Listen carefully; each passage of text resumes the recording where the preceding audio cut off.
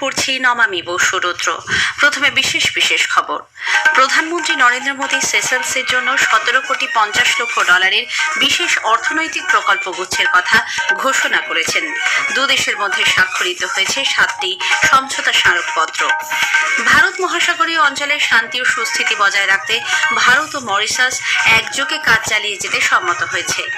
কৃষিমন্ত্রী শিবরাজ সিং চৌহান ভারত মার্কিন বাণিজ্য চুক্তিতে জাতীয় স্বার্থে গৃহীত সর্বোত্তম চুক্তি হিসেবে উল্লেখ করেছেন।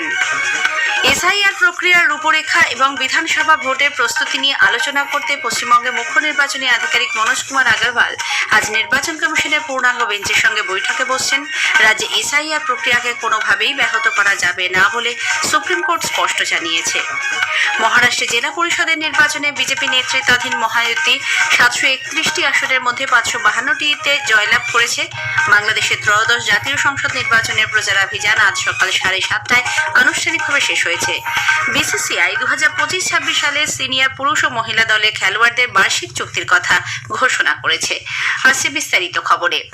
প্রধানমন্ত্রী নরেন্দ্র মোদী সেসেলসের জন্য 17,50,00,000 বিশেষ অর্থনৈতিক প্যাকেজ বা প্রকল্প গুচ্ছের কথা ঘোষণা করেছেন। নতুন দিল্লিতে গতকাল সেসেলসের রাষ্ট্রপতি ডক্টর প্যাট্রিক হারমিনির সঙ্গে দ্বিপাক্ষিক বৈঠকের পর এক যৌথ সাংবাদিক সম্মেলনে শ্রী মোদী বলেন, এই প্যাকেজের মাধ্যমে সামাজিক আবাসন, বৃত্তিগত প্রশিক্ষণ, স্বাস্থ্য, প্রতিরক্ষা, ই-মোবিলিটি ও সামুদ্রিক নিরাপত্তার ক্ষেত্রে সহায়তা করা সম্ভব হবে। इस दिशा में आगे बढ़ते हुए $175 मिलियन के स्पेशल इकोनॉमिक पैकेज की घोषणा करने जा रहे हैं। यह पैकेज सोशल हाउसिंग, ई मोबिलिटी, वोकेशनल ट्रेनिंग, स्वास्थ्य, रक्षा और मैरीटाइम सिक्योरिटी जैसे क्षेत्रों में ठोस परियोजनाओं को सपोर्ट देगा। इन पहलों से सेशेल्स के लोगों, विशेषकर युवाओं के लिए रोजगार और कौशल के नए अवसर सृजित होंगे। सेशेल्स की कैपेसिटी बिल्डिंग में भारत के हाईटेक प्रोग्राम की महत्वपूर्ण भूमिका रही। সেসেলসকে ভারতের ঘনিষ্ঠ সামুদ্রিক প্রতিবেশী ও বিশ্বস্ত অংশীদার হিসেবে উল্লেখ করে প্রধানমন্ত্রী বলেন, ভারতের ভিশন মহাসাগর এই অংশেও সে দেশ এক বিশেষ জায়গা রয়েছে। সেসেলসের রাষ্ট্রপতি ডক্টর প্যাট্রিক হারমিনি বলেন, তার এই সফর দুদেশের মধ্যে দীর্ঘস্থায়ী বন্ধুত্ব, পারস্পরিক আস্থা ও বিশ্বাসকে প্রতিফলিত করে। উভয় দেশ আগামী 5 বছরের সহযোগিতার নতুন দৃষ্টিভঙ্গি গ্রহণ করেছে। ডিজিটাল রূপান্তরের জন্য সফল ডিজিটাল সমাধানের লক্ষ্যে স্বাক্ষর করেছে সমঝোতা স্মারকপত্র। The business and private sector dimension of the relationship will also examine, with a focus on trade, investment, and opportunities for greater collaboration within enterprises in both countries. Strengthening these linkages is essential to translating bilateral goodwill into sustained economic activity. Her cooperation represents a long-standing and increasingly strategic pillar of Seychelles-Indian relations and was a key focus of the visit. রাষ্ট্রপতি দ্রৌপদী মুর্মু গত রাতে সেসেলসের রাষ্ট্রপতিকে এক নৈশভোজে আপ্যায়িত করেন। ভারতের vision মহাসাগরে সেসেলসের গুরুত্বপূর্ণ ভূমিকার কথা উল্লেখ করেন রাষ্ট্রপতি। এর আগে উপরাষ্ট্রপতি সিপি রাধাকৃষ্ণনও গতকাল বিকেলে নতুন দিল্লিতে সেসেলসের রাষ্ট্রপতি ডক্টর প্যাট্রিক হারমিনির সঙ্গে সাক্ষাৎ করেছেন। প্রধানমন্ত্রী নরেন্দ্র মোদী গতকাল মরিশাসের প্রধানমন্ত্রী নবীন চন্দ্র রামগুলামের সঙ্গে টেলিফোনে কথা বলেন। সামাজিক মাধ্যমের এক পোস্টে শ্রী মোদী বলেন, দুই নেতা বিশেষ ঐতিহাসিক এবং জনকেন্দ্রিক সম্পর্ক আরও মজবুত করে তোলার বিষয়ে নিজেদের দায়বদ্ধতার কথা পুনর্ব্যক্ত করেছেন। শ্রী মোদী বলেন, ভারত মহাসাগরীয় অঞ্চলে শান্তি ও সুস্থিতি বজায় রাখতে দুই দেশ একযোগে কাজ চালিয়ে যাবে। আগামী সপ্তাহে এআই ইম্প্যাক্ট সামিটে ডক্টর রামগুলামকে স্বাগত জানানোর জন্য তিনি উন্মুখ বলেও প্রধানমন্ত্রী মোদী জানান। কেন্দ্রীয় কৃষিমন্ত্রী শিবরাজ সিং চৌহান বলেছেন, ভারত মার্কিন বাণিজ্য চুক্তি জাতীয় স্বার্থে নেওয়া সর্বোত্তম চুক্তি হিসেবে গণ্য হবে। এর মধ্য দিয়ে কৃষকদের স্বার্থ সম্পূর্ণ রক্ষা করা সম্ভব হয়েছে। কৃষিমন্ত্রী বলেন, এই বাণিজ্য চুক্তি ভারতের কৃষক, মহিলা এবং যুব সম্প্রদায়ের স্বপ্নকে এক নতুন উচ্চতায় নিয়ে যেতে সহায়ক হবে।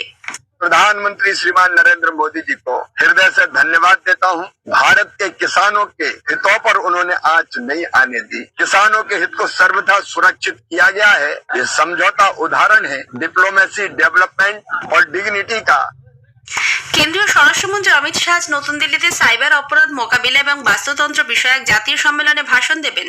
এই উপলক্ষে স্বরাষ্ট্রমন্ত্রী কেন্দ্রীয় তদন্ত ব্যুরো সিবিআই এর নতুন সাইবার অপরাধ শাখার উদ্বোধন করবেন।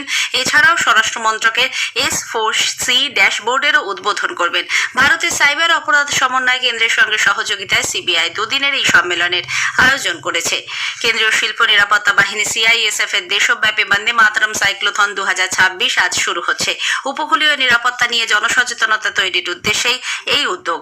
এবছর CISF এর 27তম প্রতিষ্ঠা বার্ষিকী এবং বন্দে মাতরম জাতীয় স্তোত্রের সার্ধশতবর্ষ পূর্তি উপলক্ষে আয়োজন করা হয়েছে এই সাইক্লোথন। দেশের মধ্যে প্রথম রাজ্য হিসেবে উত্তরপ্রদেশ তাদের নিজস্ব অর্থনৈতিক সমীক্ষা প্রকাশ করেছে। সমীক্ষায় শিল্পক্ষেত্রে বিকাশ ও উন্নয়নের গতি তুলে ধরা হয়েছে।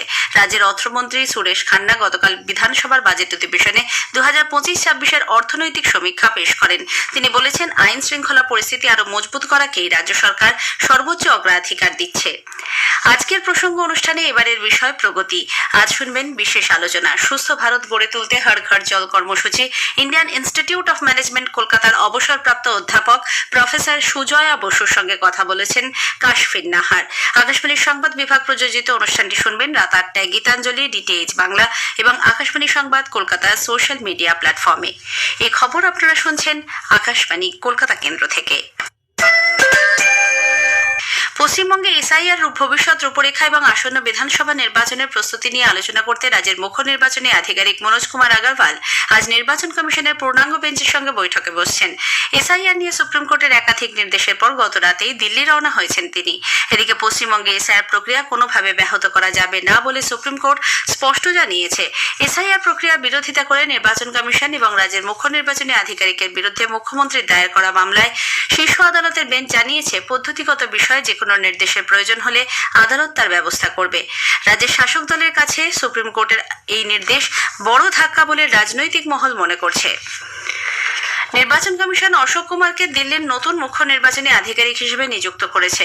2006 ব্যাচের এই IAS আধিকারিক আলিস ওয়াজেদ স্থলাভিষিক্ত হবেন। দিল্লির মুখ্য সচিবকে লেখা এক চিঠিতে নির্বাচন কমিশন অবিলম্বে অশোক কুমারকে জাতীয় রাজধানী দিল্লির মুখ্য নির্বাচনী আধিকারিকের দায়িত্ব গ্রহণ করতে বলেছে। মহারাষ্ট্রের জেলা পরিষদের নির্বাচনে বিজেপি নেতৃত্বাধীন মহাজোটী 731টি আসনের মধ্যে 552টিতে জয়লাভ করেছে।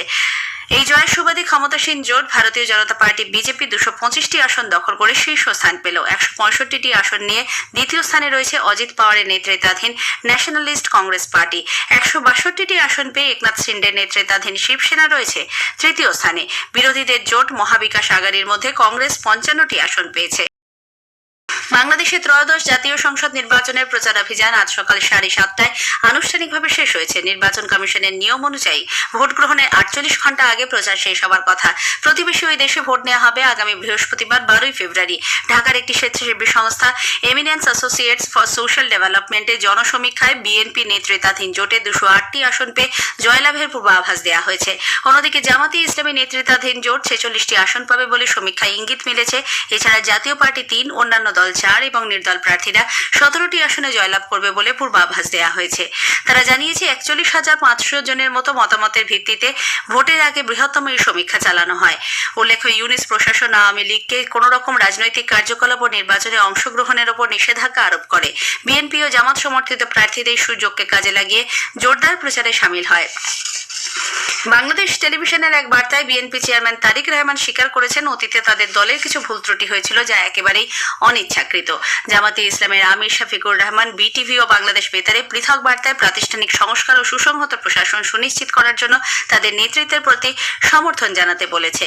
এদিকে বাংলাদেশ জাতীয় নির্বাচনে মাত্র কয়েকদিন আগে অধ্যাপক মোহাম্মদ ইউনূসের অন্তর্বর্তী সরকার একগুচ্ছ মোটা টাকা চুক্তি ও প্রকল্প অনুমোদন নিয়ে প্রবল সমালোচনার মুখে পড়েছে। মেক্সিকোর প্রেসিডেন্ট ক্লদিয়া সেইনবাম বলেছেন, মার্কিন যুক্তরাষ্ট্রে বাণিজ্য বা তেল সরবরাহ সংক্রান্ত নিষেধাজ্ঞা সত্ত্বেও তার সরকার কিউবাকে মানবিক সহায়তা প্রদান অব্যাহত রাখবে। এদিকে দ্বীপে বিমান জ্বালানির ঘাটতির কারণে এয়ার কানাডা কিউবায় তাদের পরিষেবা স্থগিত করে দিয়েছে। মার্কিন যুক্তরাষ্ট্র ভেনেজুয়েলা থেকে তেল সরবরাহ বন্ধ করে দেওয়ায় কিউবায় তেলের সরবরাহের ওপর চাপ বেড়েছে। ইসরায়েল ওয়েস্ট ব্যাংকে তাদের অধিকৃত অংশের ওপর নিয়ন্ত্রণ আরও জোরদার করার যে সিদ্ধান্ত নিয়েছে, রাষ্ট্রসংঘের মহাসচিব অ্যান্তনিও গুতেরেস তা প্রত্যাহার করে নেওয়ার আবেদন জানিয়েছেন ইসরায়েলকে। ইসরায়েলের নিরাপত্তা মন্ত্রিসভা গৃহীত প্রশাসনিক আইন প্রয়োগমূলক পদক্ষেপকে অত্যন্ত উদ্বেগজনক বলে উল্লেখ করা হয়েছে। ভারতীয় ক্রিকেট কন্ট্রোল বোর্ড বিসিসিআই 2025-26 সালে সিনিয়র পুরুষ ও মহিলা দলের খেলোয়াড়দের বার্ষিক চুক্তির কথা ঘোষণা করেছে। 2025 সালের 1 অক্টোবর থেকে আগামী 30 সেপ্টেম্বর পর্যন্ত এই চুক্তি বহাল থাকবে। শেষ করার আগে খবরের বিশেষ কিছু অংশ আরো একবার। প্রধানমন্ত্রী নরেন্দ্র মোদী সেসেলসের জন্য 17,50 কোটি ডলারের বিশেষ অর্থনৈতিক প্রকল্প গুচ্ছের কথা ঘোষণা করেছেন। কৃষিমন্ত্রী শিবরাজ সিং চৌহান ভারত মার্কিন বাণিজ্য চুক্তিকে জাতীয় স্বার্থে গৃহীত সর্বোত্তম চুক্তি হিসেবে উল্লেখ করেছে। বাংলাদেশের ত্রয়োদশ জাতীয় সংসদ নির্বাচনে প্রচারাভিযান আজ সকাল 7:30টায় আনুষ্ঠানিকভাবে শেষ হয়েছে। খবর শেষ হলো, এরপর স্থানীয় সংবাদ সকাল 10টা বেজে 10 মিনিটে।